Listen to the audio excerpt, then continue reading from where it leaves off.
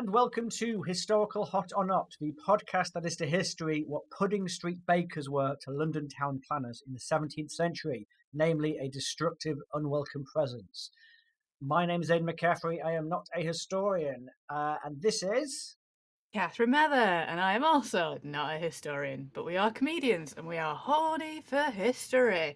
And we're going to be wanking ourselves off and hopefully you with some fun historical ramblings today. But first of all, I do think that we should check in, I guess.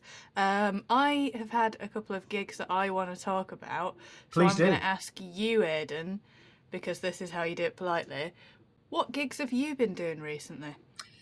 We talked about my gig in the the Christmas episode, where I talked about how I pretended to be a right-wing, alt-right free speech absolutist, and to my horror, people looked at me like they really believed I was. I thought, this is clearly a joke, and they looked at me like they wanted to insert glass into my mouth. So I have to have a rethink about how to do that character. How's your gigs going, Kath? Do the audiences look at you like they want to glass you in the face? Right. But so I was the comedic turn at a burlesque night. It was a mix. Ah, awesome. Yes, it was a mixed comedy and burlesque night. I've done it a couple of times. It's always wonderful. I have such a great time. It's a great vibe. Love it. For the record, I'm just imagining you. Like, I'm imagining all this camp stuff going on. Like, people prancing around in thongs. I'm every woman, it's all in me. Then you come on. I'm Kath. Come to talk about how shit my life is. Well, yeah, that was the thing. I think I was the only woman purely doing stand-up. So there were other sort of stand-up women, but they were doing a bit of everything. I was the only woman that did purely stand-up, and I think there was a not insignificant a number of people just there going, "This burlesque act is dog shit." So, telling me about your minge? Sure. When can we see it? Yeah. Get it out. Take off the denim dungarees, love. Yes. Take that cardigan off. We want to see your tits.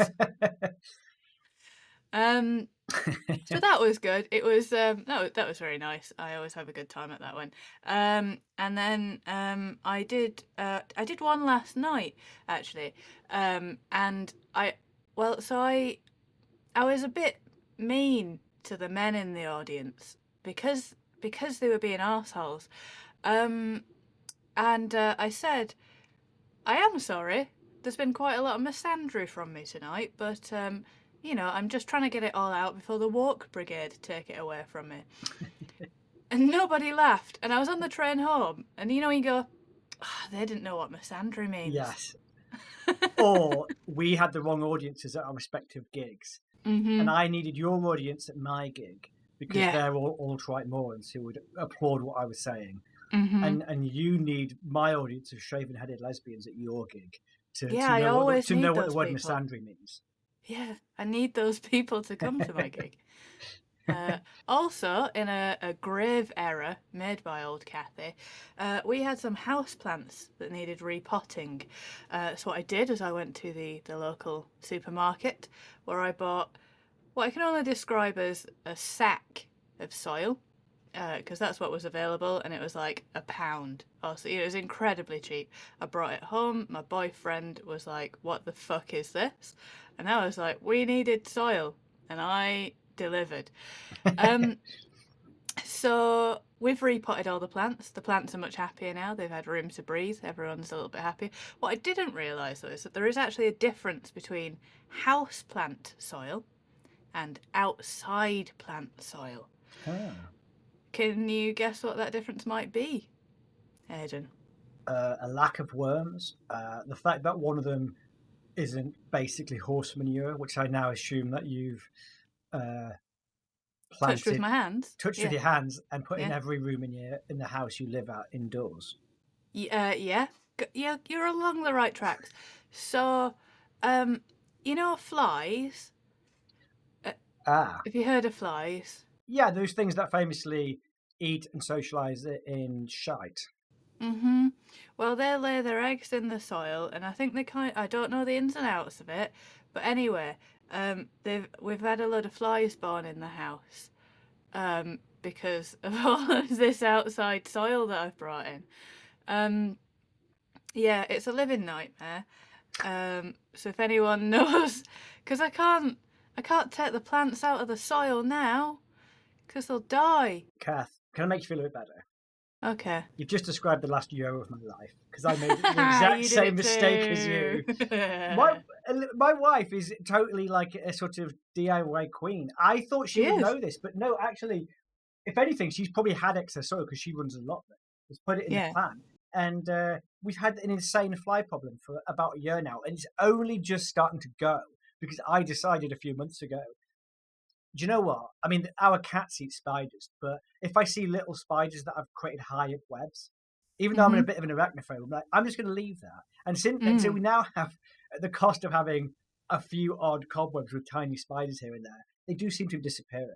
But it's That's good. insane. You just can't get rid of them. They're just constantly like I don't know. There's certain like we have shutters. There's certain windows that if I haven't opened one and look in them, it's just like grave of the fireflies. Not, I Yeah. don't mean it's Hiroshima. I mean it's lots of Yeah. literal flies everywhere. I mean, Uh, Hiroshima, if you are a fly, sure. But yeah, exactly. It's the yeah. 9/11 of blue bottles. It's horrific. Well, I'm glad to hear that we've just got another sort of 9 to 10 months before this problem subsides. Well, that's only That's because really nice to hear. introduce some Goliath bird eating spiders into your house, and Mm-hmm. don't do that. That's probably going too much in the other direction. Yeah, because Just they eat birds, you yeah, idiot. Not exactly. I got Yeah, a just fly problem, a bird problem. next time you see a house spider, just let it be. It's gonna Yeah. policemen of the house. That's what they call them. There's something else I want to talk about first. It's a film I watched, Okay. and it's a film I know you watched. Yeah. Lee Lee. Oh yeah, that's a cracking film. That my dad had it on. I with went Kate up to visit. with Kate Winslet. Oh, is that who it was? Yeah. Yeah. Yeah, With as the war photographer. Yeah. Do you know what? I absolutely adore that in war times, Vogue magazine Yeah, was like, yeah, if you could just go into war-torn Europe, yeah, just pictures of concentration camps, yeah, sure. Show us the bodies piled high, show us the battles, show us the scars, show us the injuries.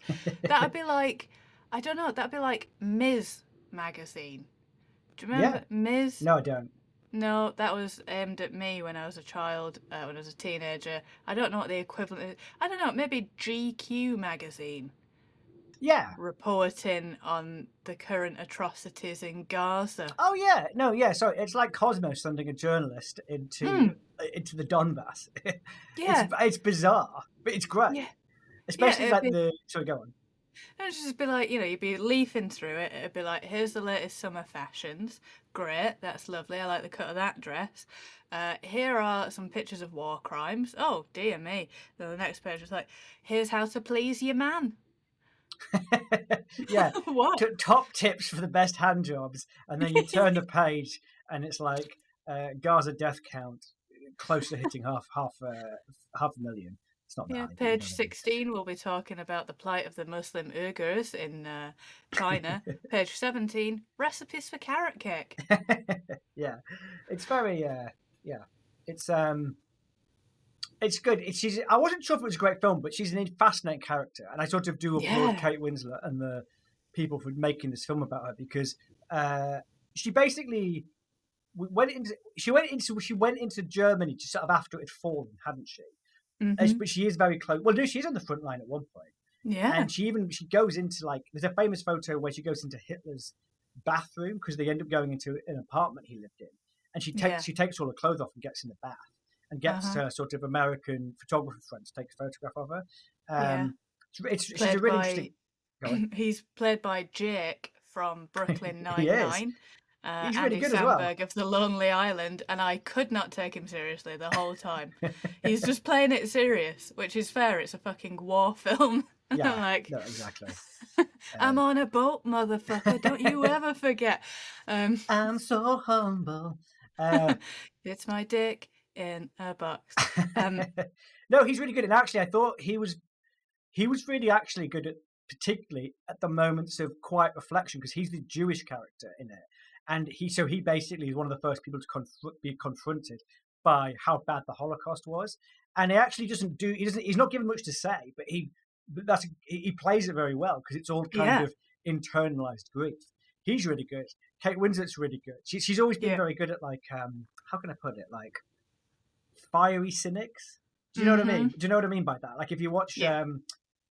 is it Mayor of Easttown she's in? She's quite good at just playing like slightly embittered older women, and Mhm. her character's quite interesting in Lee because she was a model, so that's how Mhm. she has this connection to the Vogue world.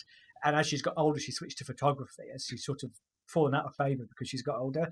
And yeah, she ends up doing this incredible thing that does in the end. So I was sort of making this point earlier, that sort of then gets shut down because actually they censor most of her photographs, which is why Yeah. she's only later become famous. She's a really interesting character. I'd highly recommend the film. Yeah, it's a very good film, very well made. I think she's probably a character that we will discuss at some point on this podcast Yes. because I think, like, just an amazing life. And she didn't have to go to war. She could have just stayed safe, um, and and fine, and just done whatever back home. But she really tried to get there, and not only to be there, but show the truth of things. Um, yeah, I admire. I like to think that I would be her in a war, but I would be an absolute coward. Oh yeah, no, totally. No. I'll tell you that for now. I would be, again, I like to think I'd be in the resistance movement. I don't think I would. I think I'd quietly just keep my head down, and then people afterwards, the younger generations, would be like, "You were a Nazi." I'd be like, "I wasn't, I was just scared." I'd be in the resistance movement. I'd be in the resisting lifting a fucking finger because I'm a coward with a massive yellow streak behind me. That's Yeah. me. It's so easy, isn't it? Whilst you're here in a warm house with a belly full of food and no worries about war. A yellow streak longer than a double yellow line running the Hmm. length of the A1. That's me. But it's just so easy from a place of comfort to be like, yeah, I just stood up for Yeah. everybody. And then you're like, well, actually, no, if there are people banging on your door and just taking your neighbours and they never come back, and, it's not only you that's going to suffer, it's your family, then actually you'd be like, man, I'm going to keep my mouth shut. If you think about how apolitical most people are, Yeah. of course most people wouldn't stand up to them. Do you know what I mean? But Yeah. I do think I tend not to be cynical, but I do think if you had a Germany 1930 situation, I do cynically think most people would be like either out of sight, out of mind. People are too interested in self-preservation to really stand up to that kind of thing. Yeah. Um, I like to think that I would have the courage to stand up to it regardless of how it would affect me. I like And to I think am I'd not have the for. courage to tweet how bad it was while it was happening. Yeah. That's what I'd like the courage to do. Um, I just tweet a black square yeah, to right, show my support for whatever. there we go. I've stood up to Putin's invasion of Poland. That's Yeah. going to send the front line of the Russian forces right back to Moscow. Is that tweet? Oh Yeah, shit! no. The tweet hasn't sent. Shit! Oh shit! He's taken over Twitter already. Fuck! And you know what? I won't lie, Kath. Do you know the only reason I brought up Lee? And there's a cynical reason I brought up the film Lee, which is that you spent all last year wanging on about Oppenheimer and how you didn't want to see it because Yeah. they don't make enough films about women. And I was like, Yeah. when Lee came out, I was like, I bet Kath doesn't watch this. And I Yeah. cannot wait to rub it in her fucking face that she always wangs on about how they should make films about women in history and hasn't watched it. And you did watch it, and you've totally undermined my whole ploy. But congratulations for supporting female led cinema. I did, yeah. And also, I can't believe that your point here is, look, they made one. They've Well, made one film about a lady from the past. actually, Kath, that's not true. This is my next point. No. They've made two, so fuck you. Who's Because the other one? this weekend, which we're recording this in November, but it'll be out for weeks by the time you hear this, Netflix have made a film about. She's so unfamous, I have to look up her name. They have made a film about Jean Purdy. Do you know who Jean Purdy is? I know the name. Jean Don't know. Purdy is a woman who, as part of a team, which yes, included some men, basically, I'm done, Aidan. That's not what I wanted. No, it's she was one of the team who discovered IVF Oh, great. and then helped deliver the first test tube baby, which was Louise Joy Brown. So the title Joy refers to my cat's in the room, if anyone hears purring. Joy, the title refers to Louise Joy Brown, the first IVF baby, and she was part of a team that helped deliver her. But her involvement was suppressed by the scientific community at the time. I haven't seen it yet; it's on Netflix, but apparently it does go a good way to sort of redressing that historical wrong by saying no, she was absolutely a big part of this. So Good. I hope these films are sort of a sign of things shifting in cinema. I suspect the cynic in me thinks it will for a bit and then it'll stop, because that's sort of what tends to happen with these things. It's like how the number of female directors directing films was doing that for ages from a low base. It went from something stupid like 5% to 20%.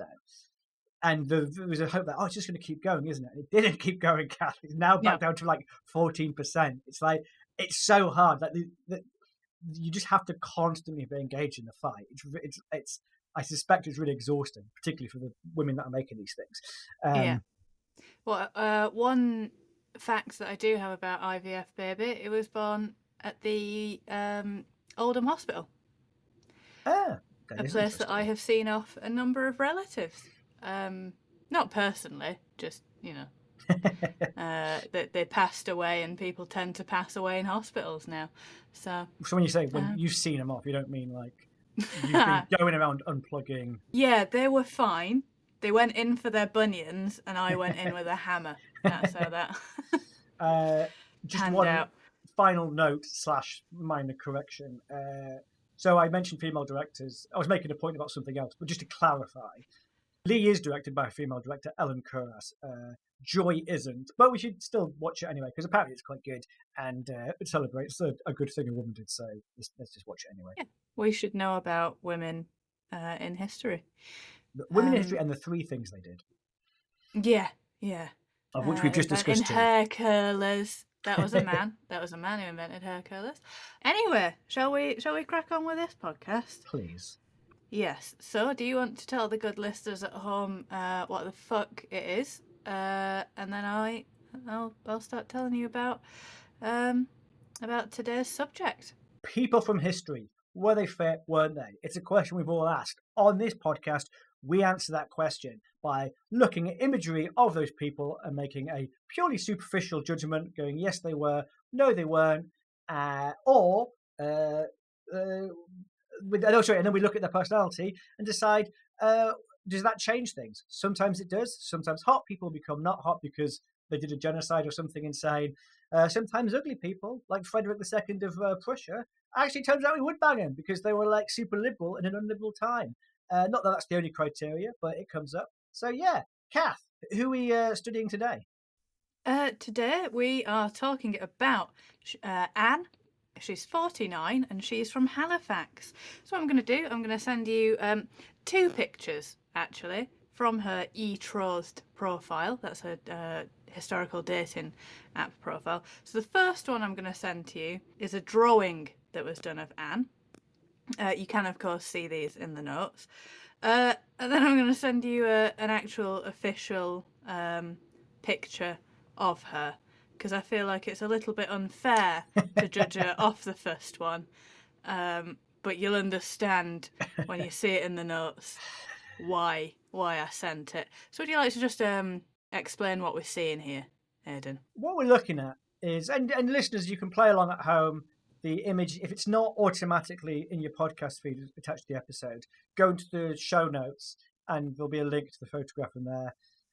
We're sort of looking at someone who looks halfway between someone cosplaying Princess Leia and someone cosplaying just a weird alien that you would find at a bar, also in Star Wars. Because so this is picture 1. This is picture 1, because no offense, this isn't the prettiest woman I've ever seen. Elegantly dressed, she's got some kind of long black dress on. Again, high collar with, it looks like a bit of a ruff below that, but it might not be a ruff, it might just be the bunched up material below that.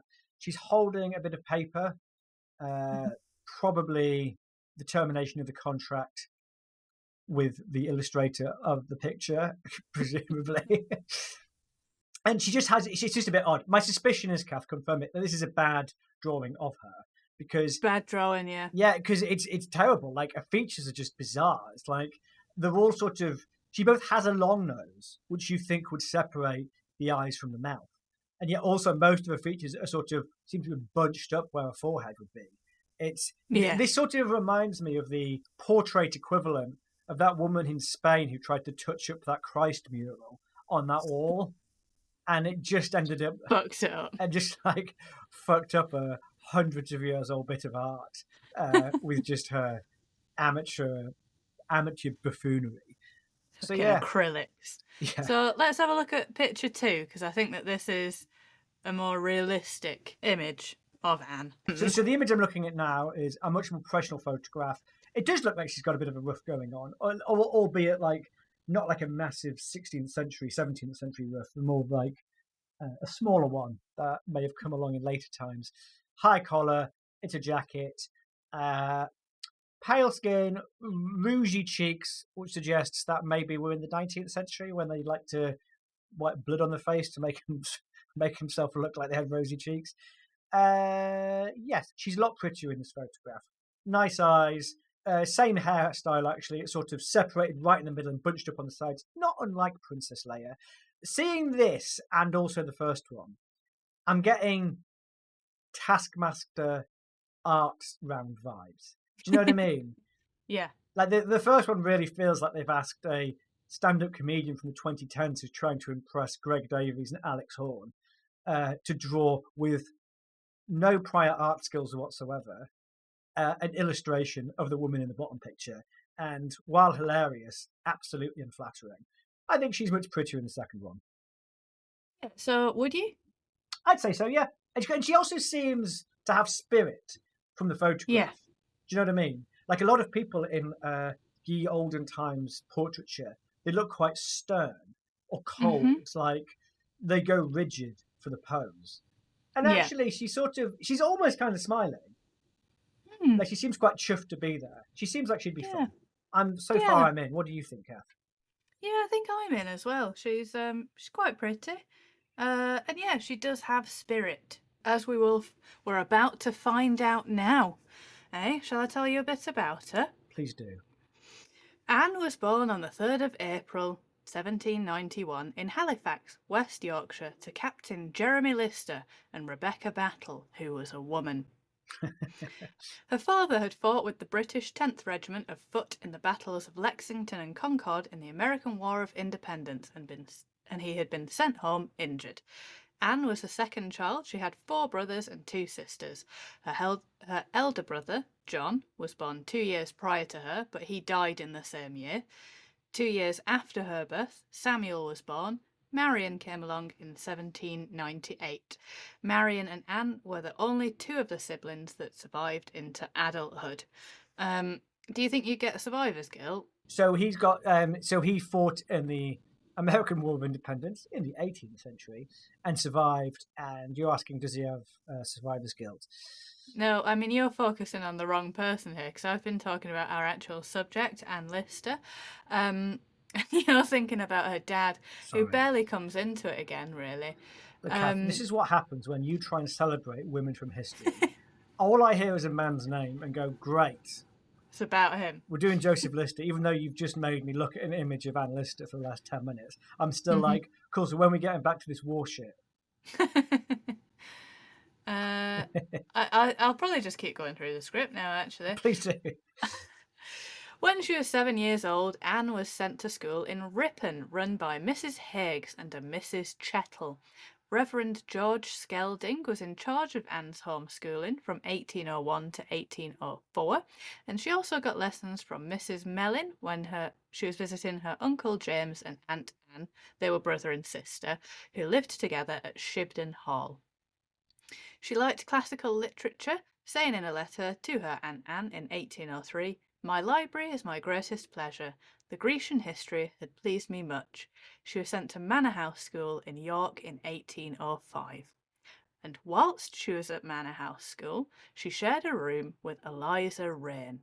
the half-Indian illegitimate daughter of an East India Company surgeon in Madras. Eliza had been sent to Yorkshire after her father died, leaving her a substantial inheritance. Anne and Eliza fell in love. And Eliza expected to live with Anne when they were adults.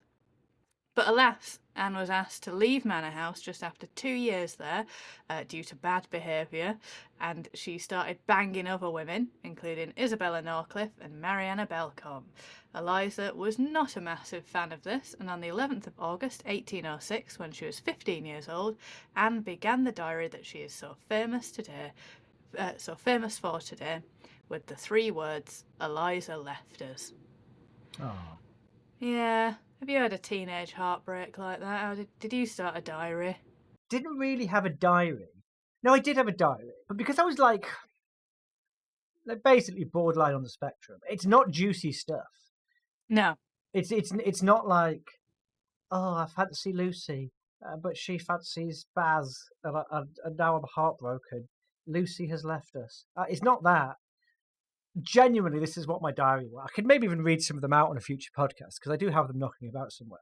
What I would do in my diary when I was 10 is I would describe what had happened to me that day in the style of a TV listing in the Radio Times. Wow, that sounds dull. It's exceptionally dull, but quite amusing in retrospect. So if you read my diary, it's stuff like March the 1st, 1994, Maths Problem 2, The Revenge. And it'll be like, Aidan does maths. Aaron beat him on the first question, but on the second and third, Aidan came back to defeat him. Contains no bad language. It's like stuff like that. It'll be like directed by Robert Zemeckis. What gave you this inspiration as a child? The Radio Times, Kath. That was my big... People have texts in their life that really take hold of their imagination. For one generation, it's Harry Potter. For a previous generation, it's Lord of the Rings. For not my generation, for specifically me, it was the jumbo Radio Times Christmas special that covered the entire 2-week period from December the 20th to January the 5th. And it informed my entire literature style. So, to answer the question, I was heartbroken, but you wouldn't know it from reading my diary because it's like reading the listings for ITV4. It's mental. Dull as fuck. Yes. Slightly weird. Yes. Well, I know what you're thinking. What became of Eliza, who left us? She became a patient at the sensitively named Clifton House Asylum in 1814, which happened to be run, would you believe, by Mariana Belcombe's father. Mariana Belcombe, of course, being one of the people that Anne is fucking.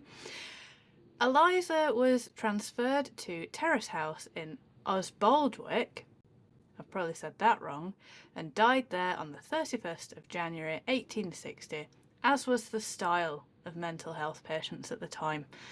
Was she actually... Go on. No, I don't think she was unwell. I think that she was just born into a shit situation and it was easier to incarcerate her. Yeah. Which is the sad story of many a olden times lady, isn't it? But it's fine, because Anne was okay.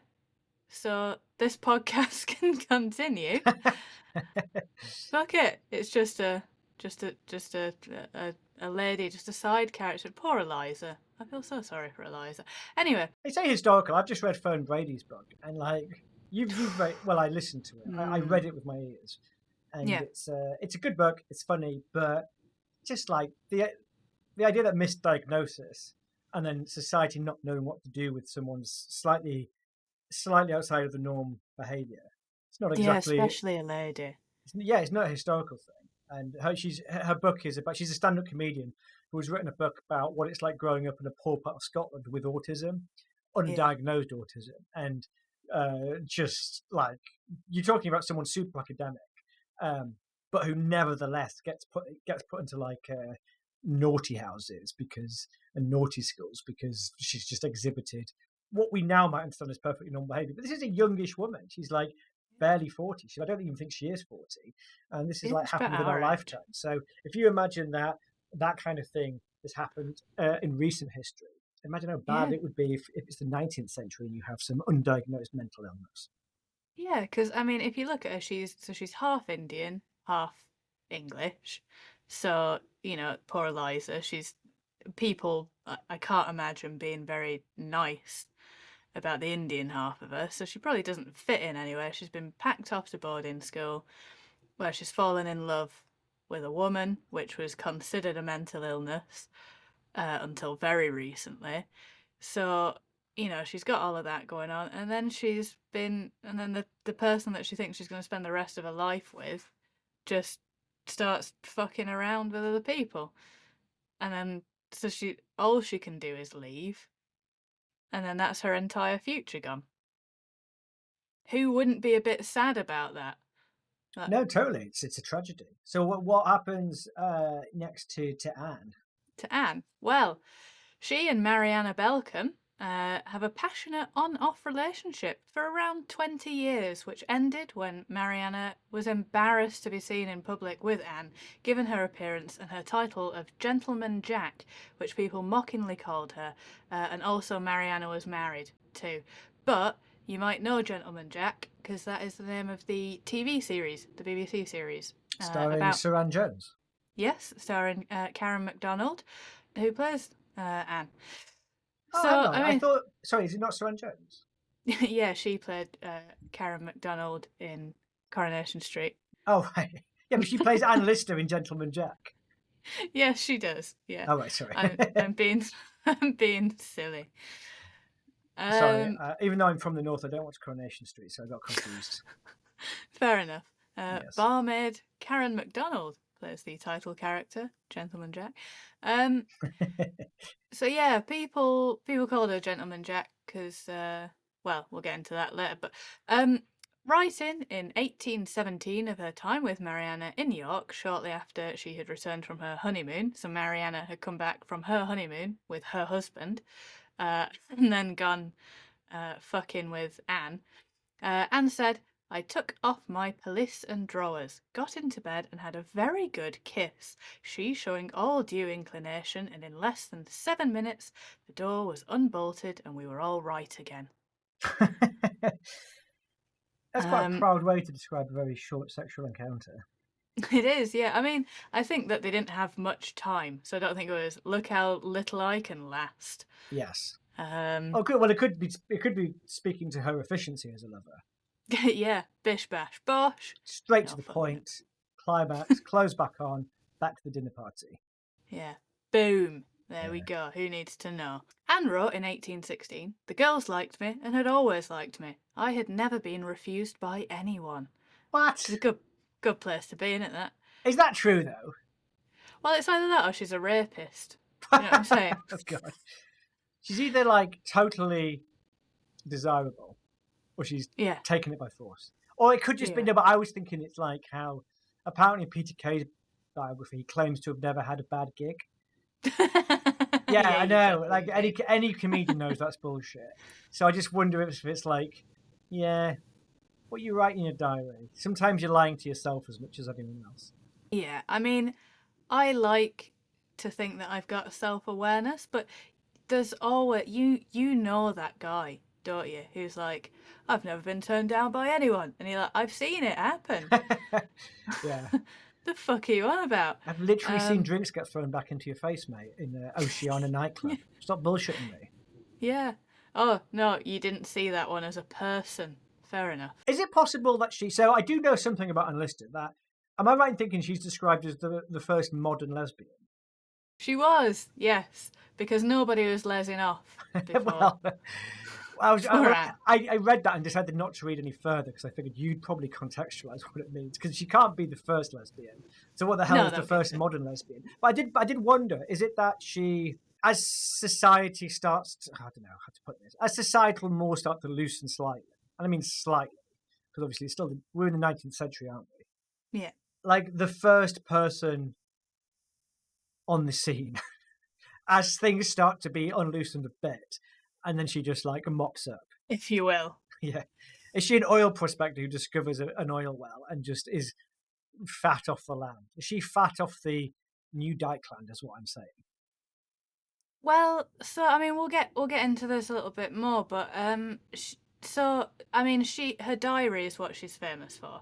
She wrote a fucking enormous diary, like rooms full of writing, A really loads of it. wide diary. Like, Yeah, real you, wide on. yeah, you just it was a wide on of a diary. Yes. So she wrote it in code. I mean, we'll get into this properly a bit later, but she wrote it in code so that people couldn't tell what she was writing. But it was basically just descriptions of like fucking women. I'd love it if the code was like easily decipherable to a modern audience. Like it's just like flaps and stuff like that. I opened her flaps and means a But quim. yeah, kind of. It was just, it was all. I mean, there was a historian. Well, she wasn't a historian. She's a lady who sort of became a historian, who managed to work it all out. But the diaries got hidden, and they were, kept over time. I don't know what to make of this because I remember watching. There was some kind of comedian who was on the scene and like well before we got on the scene. Jeff something, and he did a documentary on BBC Three about 15 years ago about his sex addiction. In it, he revealed that he had an Excel spreadsheet containing every woman that he'd ever had sex with. It was like 300 line Excel spreadsheet. And I thought, I know, maybe I'm being unfair because yes, clearly sex addiction is clearly some kind of affliction. But you think, bit of a dickhead move to have listed them all, to have documented it. But then, do I feel the same about Anne Lister? I instinctively don't because it feels like she's breaking taboos in a cool way. Yeah, I mean the other thing with his spreadsheet, how do you know? Don't you remember the names? Well, you'd have to. You'd have to ask them. You'd have to like you zipping your trousers back up, walking off. Oh, hold on a minute. Sorry, love. I've got a spreadsheet to fill out. Could you just write your name down here? What's your name? Where do you live? Height and star sign. I need them all for the 5 columns that I've got going on the spreadsheet. Catherine, is that with a K or a C? I suspect his approach to it was a bit like what I'm like with my keep notes on my phone, which is if something pops into my head that needs for a shopping list, immediately on the keep notes because I know I'll forget later. He's probably just like that. He opens the phone, opens Google Drive, opens the spreadsheet, boom. Sally, 27, Scorpio, waitress, Essex. Essex. Are you giving into a stereotype there that all Essex women are easy, Kath? No, it's just where I live. Oh yeah, sorry. So it's true then. Yeah. I think one of the other things why she was called the first modern lesbian is that through her writing it showed that she was kind of aware that she was a lesbian and maybe didn't put it in those words, but she knew, like, I am attracted to women, this is who I am. That, and not like there's something wrong with me. I mean, she did kind of think that a little bit as well, like, because obviously I don't think there was a word for it or anything at the time. But she sort of just accepted, okay, this is who I am, I'm going to fuck women. Whereas, other people were like, oh, well, I'm attracted to women, but I have to marry a man. Is it that she's like, it's the first frank description of, not an open, because she's not like openly, outwardly gay in society, because society wouldn't accept that. But it's like the first frank description of a lesbian lifestyle in a modern sense of someone sleeping around and having their way with people. Yeah, and that's it. Like you said, it's her lifestyle. It's not just something that she's sort of got to hide. I don't think. I mean, she didn't shout about it, but I don't think she massively hid it. Well, she didn't hide it really. And she was just wealthy enough. But we'll get into all of that in a little bit. I don't want to any spoilers.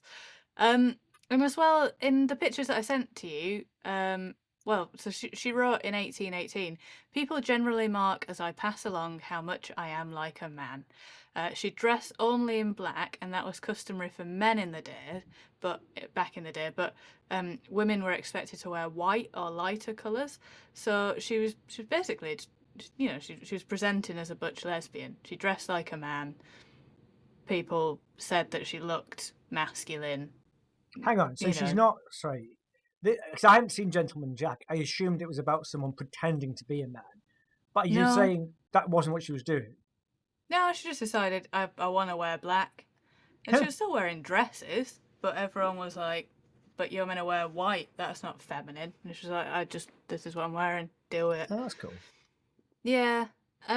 So she moved into Shibden Hall in Halifax with her aunt and uncle in 1815, and you can still go to Shibden Hall. It's a museum. You can go and have a little look. In 1818, What's it a when she museum was to? Anne, Oh, cool. yeah, I thought it might be a museum to flicked beans or something. yeah, and those as well, I guess. Yeah. They go hand in hand. By don't they? proxy, it's for both. Yeah, they've got a tin and you can flick beans into it.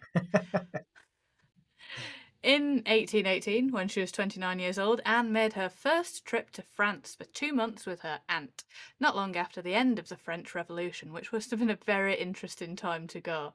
And she loved it there. She went back in 1824 for a year, and then again in 1826, she went with her aunt.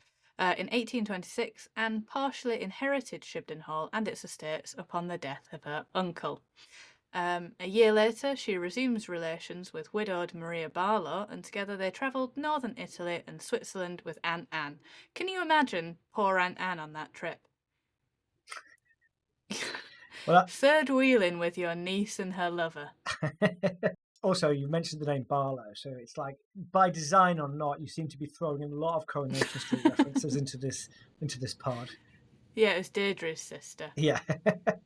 She was wearing massive glasses at the time. Sibella MacLean was the lover that she took on the slightly less glamorous travels around Scotland in 1828. And in 1829, she went to Belgium and Germany, then hiking across the Pyrenees into Spain, ascending Monte Perdido, which is 3,355 metres, the third highest peak, whilst wearing a dress. So she's properly into hiking then. Yeah, she's traveling, she's seeing the world, she's just going around fucking ladies wherever she goes. She's rich. Scissoring her way through Europe. Yeah, if you will. I should say, but I'll just clarify. I am aware that apparently a lot of lesbians say that's not really a thing, but I don't really Of know. course it's not. It's just me What making a crude, obvious joke. what joy is there to be had in scissoring, really? Like, if you had to pick it out. But Sorry, you that's wouldn't just pick it me. out; you'd flick it out. That is true. Jerk it out. It's cool though. The hiking thing, I think that's cool. So It is. because I've got in. I've always been into hiking. My family used to do it as a kid, and I've got back into it in the last year or two. I literally was on Helvellyn only 2 weeks ago, or maybe it was 3 weeks ago now. But so no, I'm a big win for me that she's into hiking. But even better that she's, because I'm doing it with Kit. It sounds from what you're Right. saying, she is not doing it with Kit. She's doing it in a dress. She probably doesn't have a bladder pack full of water with a straw coming over her shoulder into her mouth. And she Nope. probably almost certainly is not wearing a Gore-Tex overcoat. So No, all she's proper shoe. and she's doing it over the Alps, whereas I'm doing it over what we in England call mountains, but which I suspect the Nepalese call flat ground. So Yeah. she's doing it in a more hardcore manner than I am. Yeah, I think it's absolutely nuts when you see. I've got this book. It's called Spinsters Abroad, and that's just about ladies who, in the Victorian times and earlier, were just like, "No, I'm not getting married. I'm traveling," and just went. I'd love And for a podcast episode if we ever record one in your house to just go through your book collection. Because oh of course yeah, you've got a book called Spinsters Abroad. I've also got the floating brothel. I bought that at the same time. Spinsters Abroad sounds like some Sky TV alternative to like what happens in Kavos stays in Kavos or Booze Britain. Well, when me and my sister we went on a holiday to Paris together a few years ago, and we decided that our Instagram hashtag for all pictures taken on that trip was hashtag Spinsters Abroad, because we're both over 21 and not married. There was a beautiful photo shoot that we had in the Louvre. My sister just took a picture of me next to various dicks, because there's so many.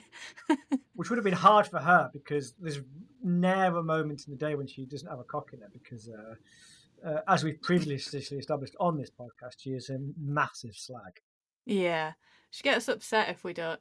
For listeners, if you might have just come in on this one, she gets upset if we don't cunt her off in some regard. Yeah. So, she's a lovely person. Because I'm aware that how I just described it would be cancelable, except she seems to be all in favour of this. Yeah, she loves it. Cock. Being cunted off, not Oh, the sorry, cock. yeah. Well, maybe she does Bit love of the both. cock, I don't know. Yeah, whatever. Anyway, she returned to Shibden Hall. This is Anne, not my sister. Returns to Shibden Hall in 1831. But while she loved the Hall, she disliked Halifax. I know how she feels. Because they didn't have Eureka there then, of course. Do you know Eureka? Yes, Eureka was an excellent museum, a science museum So for kids. good. It is great. I used to go. We hardly ever went there as a kid because it was a little bit of a trek. Yeah. Fuck me, it's good. There's like a big you enter and there's a big Archimedes like figurine, huge, in the atrium as you go in. You look up, being like put into a bath. I don't know if it's still there, and then you see the water overflowing. It's great. It's just like full of like they've just taken all these bits of scientific history and just like immortalized them in like these massive figurines and stuff. It's a great place. It's just the best day. It is the best. They had to put a rule in that you had to have a child with you at one point because so many people were just going because it's like it's so good. I think at the point Stag Do started showing up, they were like, "We've got to." I know this place is fun, but we've got to start putting some ground rules down.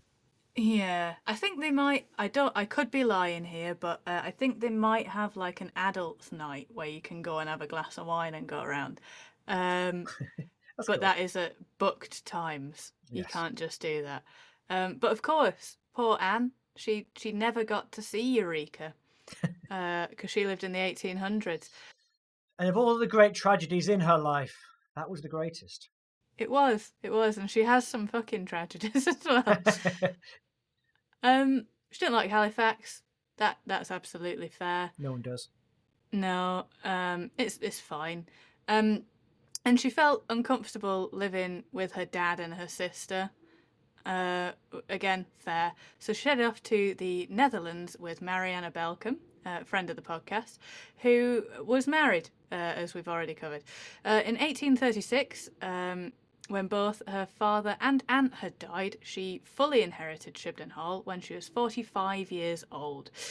She got income coming in from the agricultural tenancy, but also owned properties in town, shares in the canal and railway industries, mining, stone quarries, and it all allowed her financial freedom to live as she pleased, which was quite rare for a woman at that time. And good God, did she live as she pleased. It gave her the financial freedom to be an absolutely rabid, prolific lesbian. Mm-hmm. An absolute shagger.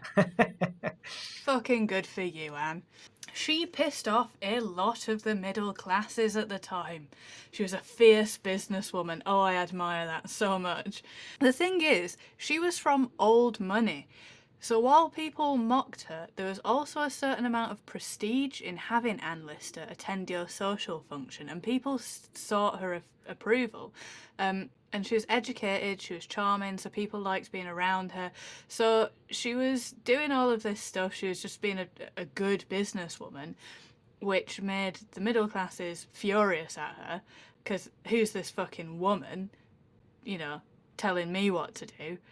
But also, this fucking woman has been rich for generations, and we kind of want to have her on the side. I love that. Because it's old money and there's a power in that. Like, people can't really do much about her.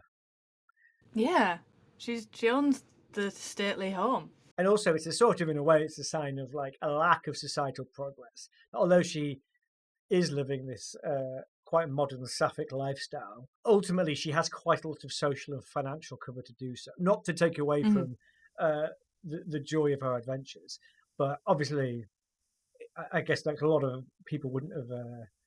A lot of other lesbians at the time might not have had the freedom to live in the way she did.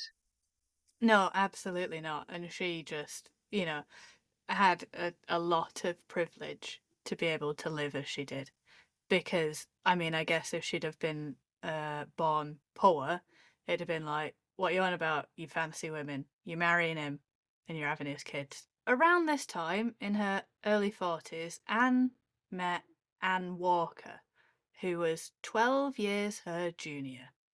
And while she didn't inspire passion, as other lovers like Mariana had, she ticked enough boxes. She was young, she was pretty, she was wealthy, and, she would do. Anne said about her, "I shall think myself into being in love with her. I'm already persuaded I like her well enough for comfort." She wrote that in 1832. Perhaps, after all, she will make me happier than any of my former flames. At all rates, we shall have money enough. So she's thinking of settling down? Yeah. For money, of all things. But she has money.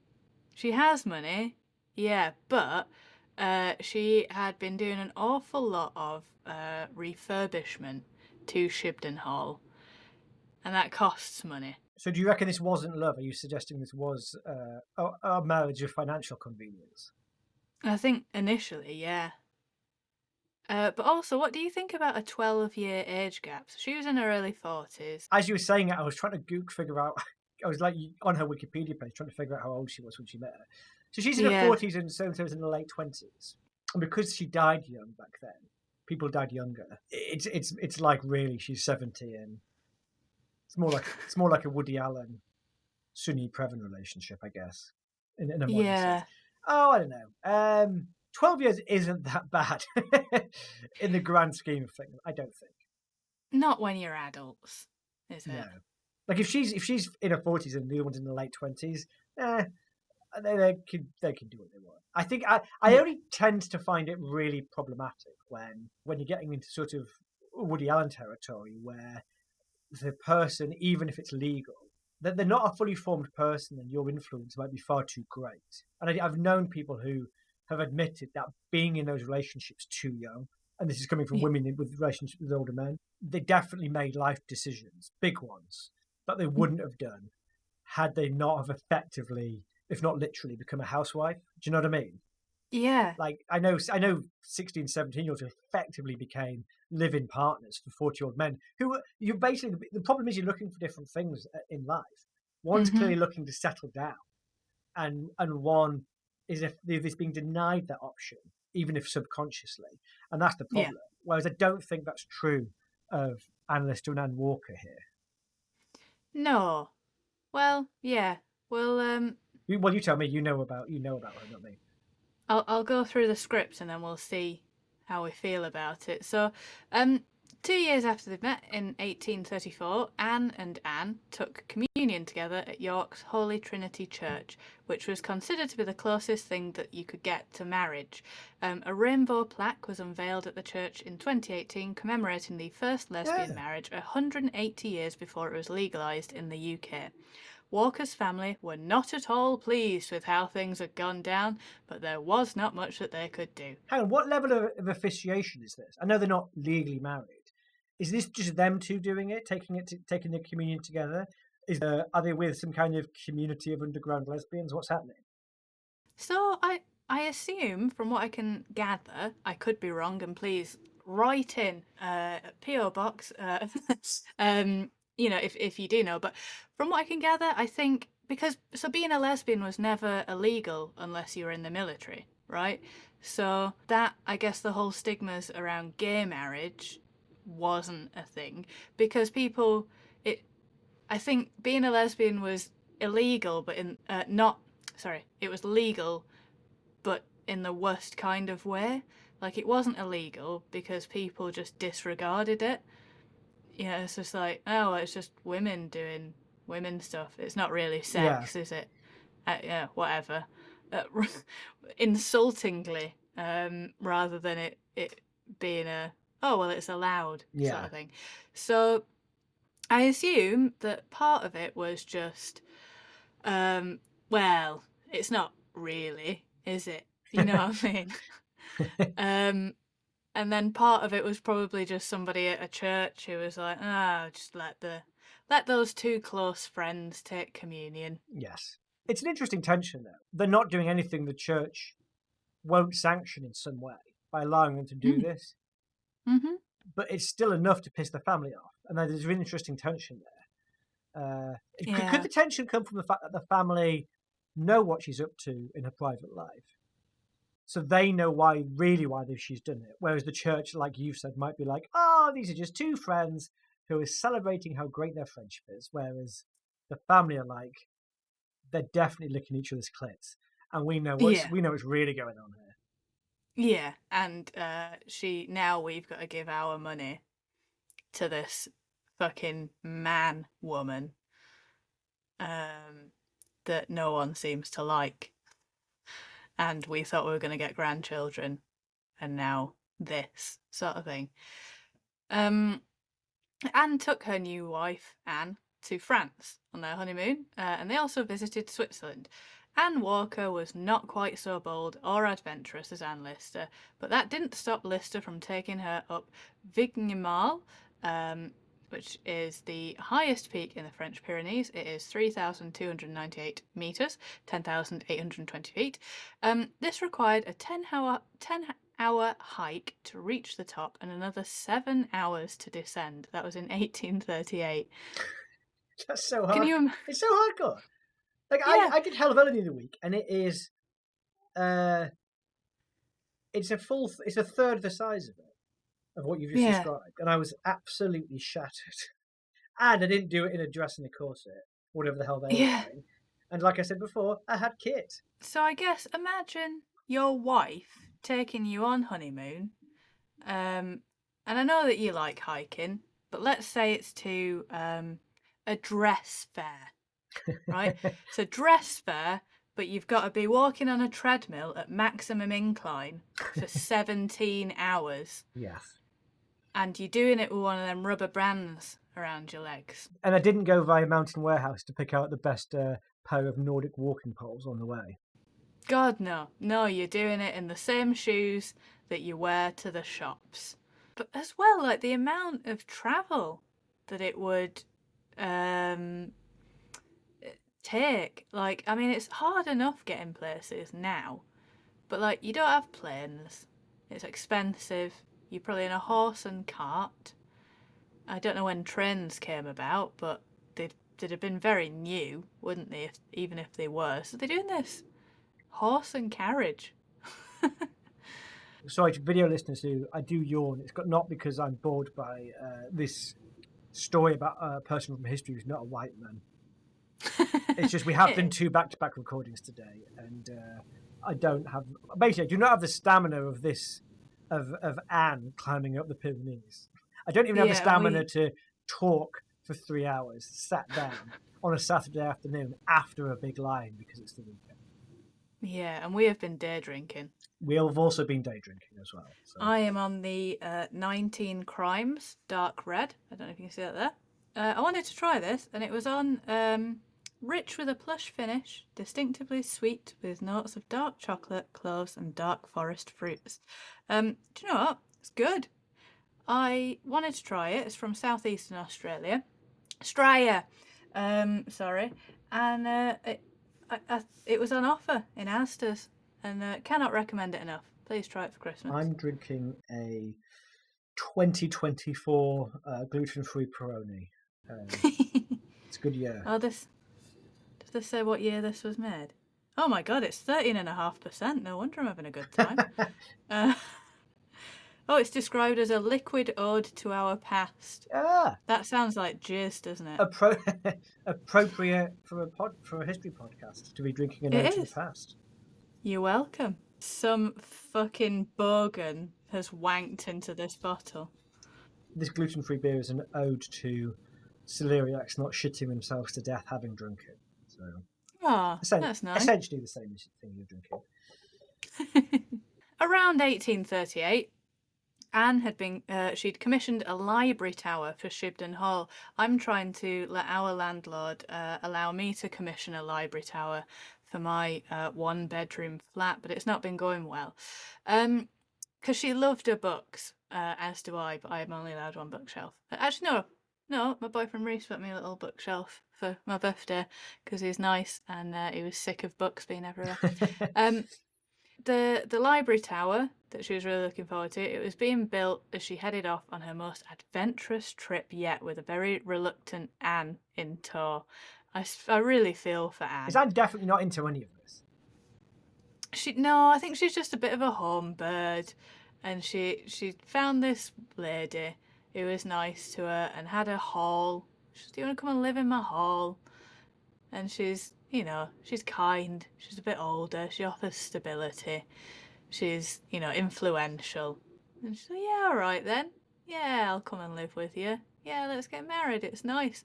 And then she's like, "Great, we're going walking up this mountain." Great. Oh, Great. We're going to do 10,000 feet of hiking per week. I wanted to live in the hall. In inadequate footwear. Uh-huh. And a dress. Can I take some Kendall mint cake? It hasn't been invented yet. Get up the mountain. Oh, but I married you because of the hall, and I've never been to it. Halls famously not built on mountains. Oh, that is up a bit of a hill, but Okay. everything is in Halifax, isn't it? Yeah. So in June 1839, they headed off with 2 servants through France, Denmark, Sweden, and eventually ended up in Russia, visiting St. Petersburg in 1839 and Moscow in October 1839, where they stayed until February 1840. That is such a long time if you're not into it, isn't it? How long was it? So I guess September to February. Because the thing is, if your partner makes you watch a film and you're not into it, worst case scenario is it is Oppenheimer, and you've got to just sit through 3 hours, not 6 months. Yeah. So they travelled south to the Caucasus, where very few Western Europeans had ever been, let alone women, and they required a military guard due to unrest. Anne noted in her diary, "The people coming in to look at us as if we were some strange animals, such as they had never seen the like before." And they hadn't, you know? So what have they not seen? A lesbian or just aristocratic women? ladies just travelling around with each other? Yeah, fancy women from the West. Yeah, I suppose Russia's quite backward at this point. Because this is pre the abolition of the serfs. I don't think that happens until the 1860s. So this would be mad, wouldn't it? Yeah, it'd be crazy. Yeah. Like, people just couldn't travel. Like, how far is Russia? Culturally and geographically, it's far. So the couple ended up in Kutusai, Georgia, which is one of the oldest continuously inhabited cities in the world. In August 1840, Anne had a nasty insect bite and suffered with a fever for 6 weeks before dying on the 22nd of September 1840, aged 49. Her body was sent to Moscow for preservation, thought to be embalming, which was safe for the nobility at the time, but Anne was very wealthy, and these were not normal circumstances.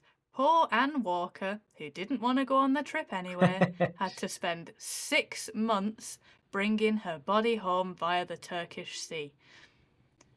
Imagine if, halfway through the train broke down, and they were like, "It's fine, we just have to go over this mountain." And she's like, I thought this is the one good thing about my lover dying, is that I didn't have to go up any more fucking alpine mountains. Poor Anne. Imagine your worst relationship, Kath. It's got to be better than this one. You spent 6 weeks fucking dying and you left me here. Yeah. I've got an armed guard. Nobody speaks the language. And I'm in a country where they haven't even emancipated the serfs, something we did literally fucking centuries ago. What the hell is going on? And now I've got to go to Moscow to get you embalmed so you don't stink, and then spend 6 months getting home. So it's like, isn't it? When I left London, when I shut the door of my house and I posted that key back through the letterbox, I could have cried. I did a bit. A tear fell down my face. I was like, do you know what? I've lived here for so long. It's been my home. It's been lovely here. And then I climbed into that transit van with my boyfriend who drove us back, and we got stuck in traffic. Choice. The transit van element does sound like she's been kidnapped, but this wasn't. Yeah, no, it's a choice Kath made with her partner. It was a moving van, yeah. He was driving us back. And then we got stuck in traffic. And we were in traffic for fucking hours, and I was furious. I'd done grieving. I'd been in that traffic for about half an hour. I could still see my house. Kath, but yeah, I think this is a good thing that happened to you, because you can always look back at a town you moved out of with a bit of regret, with the question, was it the Yeah. right thing to do?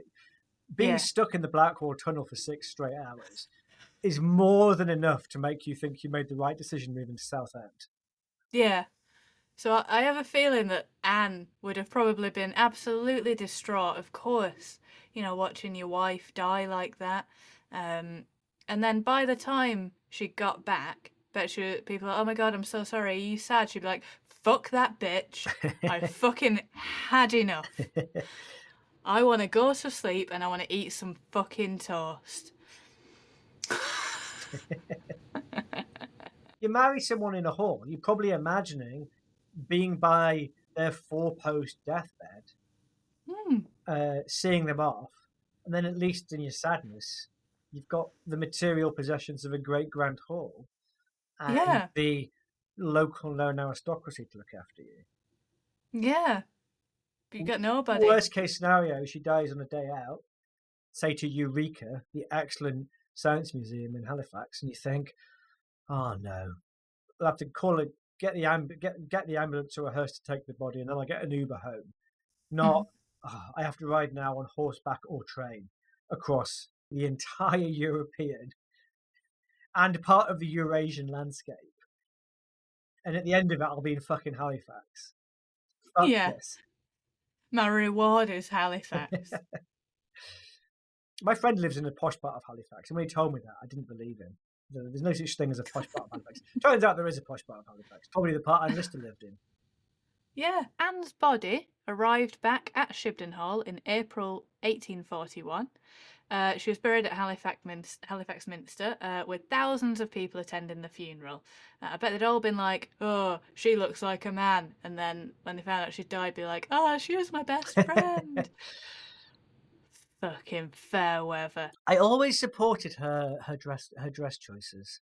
Yeah, what a wonderful lady. She lived freely in the face of me literally criticising every aspect of her lifestyle. She was wonderful. Yeah, what a great lady. Her headstone was moved around the 1870s, so they don't actually know where she is buried, but she is buried there. Yes. So Anne Walker, what became of poor Anne, she was allowed to stay living at Shibden Hall until she died, which she did on and off, with a few stays in mental institutions after being declared unsound of mind. However, Shibden Hall was then passed to Lister's paternal cousins. Again, was she actually crazy? It says on Wikipedia, and there is a reference to a book called Gentleman Jack, the real list of that. Anne Walker did have anxiety and depression throughout her whole life. Yeah. So, again, I can't imagine they would have been hugely understanding or sympathetic to that at the time. No. And she's got anxiety, she's got depression. She decides to marry somebody who's got a hall, a lovely big home and stability, and then this person takes her fucking everywhere and dies in basically the other side of the world in her mind. Because also, you said it wasn't that she died in Moscow, she died in the Caucasus. Yeah. Like, she's so far away from anywhere. Yeah. So you've got anxiety and depression anyway, and then you don't want to be there, you hate it, and then your partner dies. And you're in charge of getting her body back. Which is okay if you have access to a local Yellow Pages. Yeah. But I suspect they didn't have that in 19th century rural Russia. No, and I have a feeling that she was probably a bit like, do you know when you just like, look, I'll go with you because you're a bit older than me and you can look after me. I think that was her thing. It's also entirely possible she thought, she's older than me, she'll be a bit fun. She won't make me do any physical labour, any laborious, physically intensive tasks. What's that you've got planned for next weekend? You want us to go to Everest Base Camp? Fuck! Fuck off, Anne. So the reason why we know so much about Anne is that she kept a 26-volume, 5 million-word Of diary, every woman she fucked in Yorkshire. basically, of which 1/6 was in code. That 1/6 was the banging bits. So hang on, let's figure it out, Kath. How many words did you say it was? 5 million, right? 5 million divided by 6.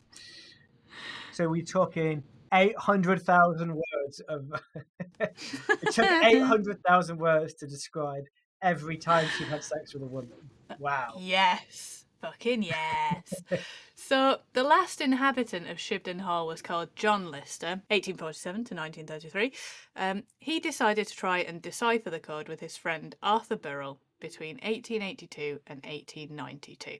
When they deciphered the passages, they realised that Anne had been writing in pretty graphic terms about her sexuality.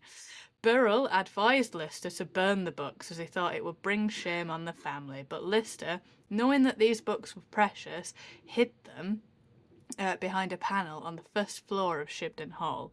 So Shibden Hall was then donated to Calderdale Council after John's death in 1933, where the diaries were discovered many years later. So are you saying that two white dudes, saved the diary? And am I right in thinking they're the true heroes of this story? Yeah, I'm back in, Kath. I'm hooked. I haven't listened to anything you said since you mentioned that her dad fought in the American War of Independence, but I'm back on board. Let's do this. Tell me more about these guys in the hall who saved the diary. Yeah, John Lister. That's what this episode's been about. Arthur Burrell gave the cipher for the code in 1974, but it wasn't until the 1980s that Helena Whitbread got hold of Anne's diaries and began to publish the lesbian history that had been censored by so many for so long.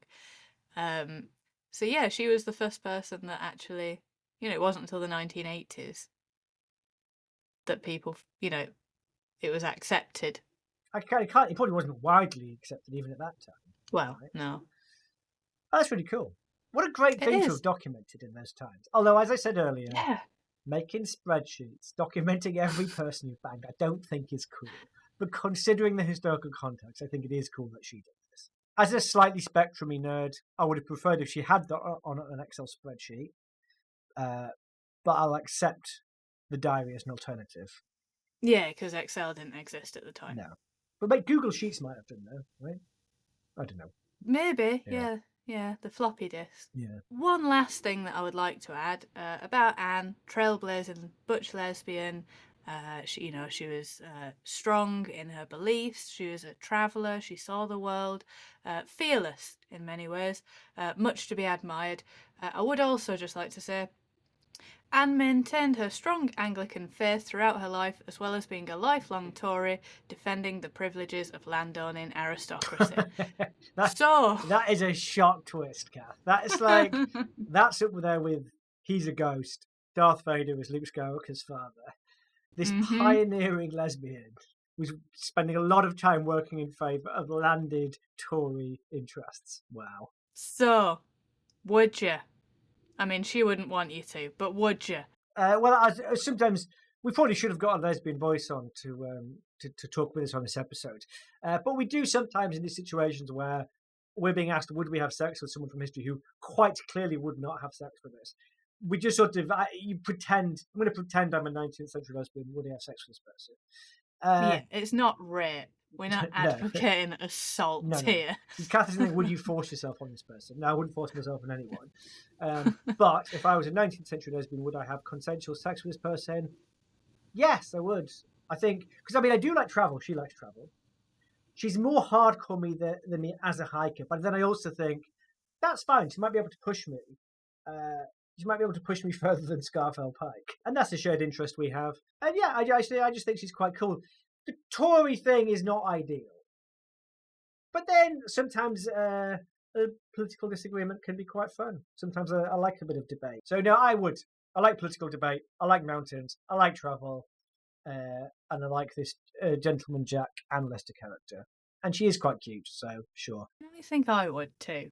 Again, same. I like travelling, and there is absolutely no way that I, as a woman of my social standing, would be able to travel at that time, live as openly as a lesbian at that time, have any nice things or a house of any kind, you know.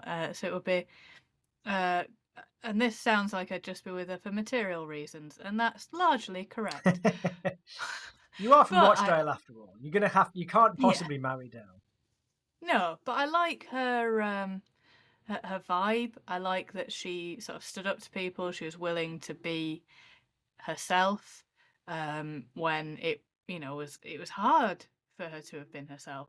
She also never got to see her library tower, which I think is really sad. Yeah. And yeah, I like her vibe. And the thing is, do I look down on her for being a Tory? Yeah, yeah, I do. But also, of course, she was a Tory. Why? How could she not have been? Oh, because if she's I was because she's rich. Yeah, yeah, she was rich.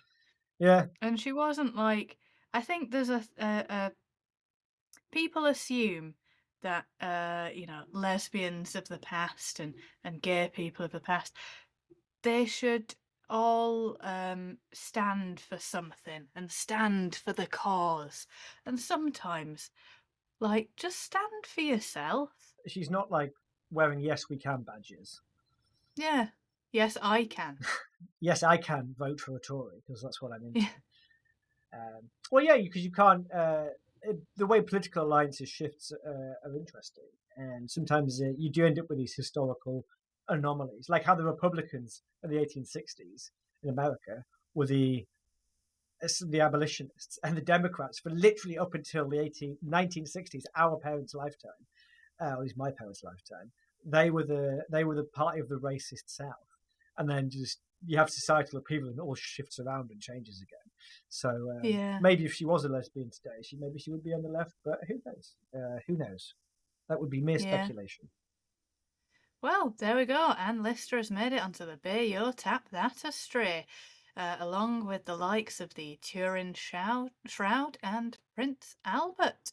Yeah, Prince Albert, recent addition, and like Prince Albert, a unanimous vote, 2-0 in favour of getting Lister and Prince Albert on the Bayeux Tap Baptistry. Wonderful. So give us a follow at Hot Not Pod on all your favourite social medias. Tell your friends, tell your family, give us a like, give us a share, give us some of them sweet, sweet stars, but only if it's 5. If not, keep that opinion to yourself. If it's a 1-star review, just write it on a bit of paper and burn it. Yeah, or send it to our PO box. or at Catherine with the review, like some weird misogynists sometimes do. Of course, yes. I'm the one that people will have a problem with. So yeah, give us a follow. We're always happy to have new followers. We put little videos and things out. We've got a bit of bonus content on our Patreon. I guess all that is left to say, give us a follow as well if you want. I make videos at Kath Comedy. Aidan? At Aidan Comedy on all the social media websites and all the various Twitter variants that now exist. Blue Sky, Yeah. Mastodon. I don't post much on Mastodon. Threads, TikTok. Mastodon was some mooted alternative to Twitter, but it's not user friendly if you're new.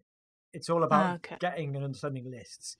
Whereas I think Threads and Blue Sky are more popular alternatives to Twitter because they essentially are just massive rip-offs of Twitter. So that's why we're there. I have had ELO's Mr. Blue Sky. Is that what it's called? Yeah.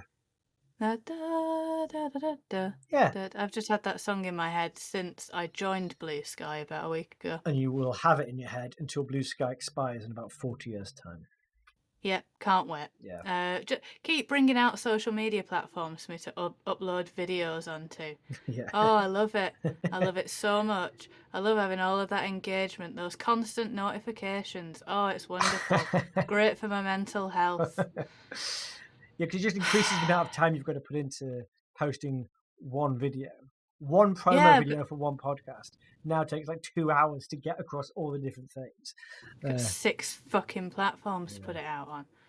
Ugh. Anyway, Aidan, do you want to do our sign off that we all love? Yes. Remember, listeners, It's not what's on the outside of the coffin. It's what's on the inside that counts. Is that right? Inside of the coffin that counts, yeah. You got Not that. what's on the outside. It's what's on the inside of the coffin that counts. Goodbye. There's something about closing your legs as well. What Spread the word, spread your legs. Goodbye. And remember, goodbye. I'm Richard Nixon. I'm signing off to the world. And the Air Force One is taking me away. That makes it sound like you're going to kill yourself. When I hang up this call. No, I'm not. I'm just going to go and edit this podcast. I'm not. I'm just going to turn 40, which is kind of the Fuck same. off, Kath. The end. I'm sorry. You have been listening to Historical Hot or Not with me, Catherine Mather, and Aidan McCaffrey. Theme song by David Eagle, and our logo is by Richard Todd. You can head over to co-b.com/hotnotpod. Over there we've got some Hot Knot merch. We are currently selling branded condoms and branded badges. Get over there while stocks last.